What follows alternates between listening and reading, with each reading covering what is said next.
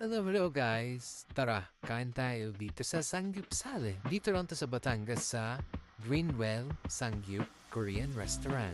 At syempre, yan na nga, pinaprepare na ni Kuya yung ating kakainin. Talaga namang kinuha ko na lahat. Pork, beef, lahat na, pati dinosaur, char.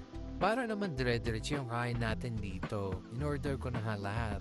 Lahat ng kanilang karne na pwede nilang ibigay sa akin. Sobrang solid din ang service nila dito and very accommodating ang kanilang mga staff. Kaya naman pag nag-request ako ng refill, napakadali nilang binibigay agad sa akin.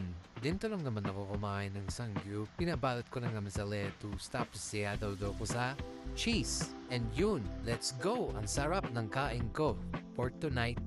And kung bago nga pala di sa aking vlog, ako nga pala si Cap, ang gutom sa pagmumahal. And ang masasabi ko lang, do today what should be done. Your tomorrow may never come. Kaya naman kung may mga bagay ka na mga unfinished business, gawin mo na ngayon. Kung gusto mo na talagang magbakasyon or kumain sa pinakagusto mong restaurant, gawin mo na today. Balik tayo sa kinakain ko, sobrang takaw ko lang talaga. Puntahan nyo na ako dito, tayo mag-food trip. Basta ilibre nyo ako. Yun na mo guys, thank you for watching my vlog. Please like and repost. Have a nice day. God bless.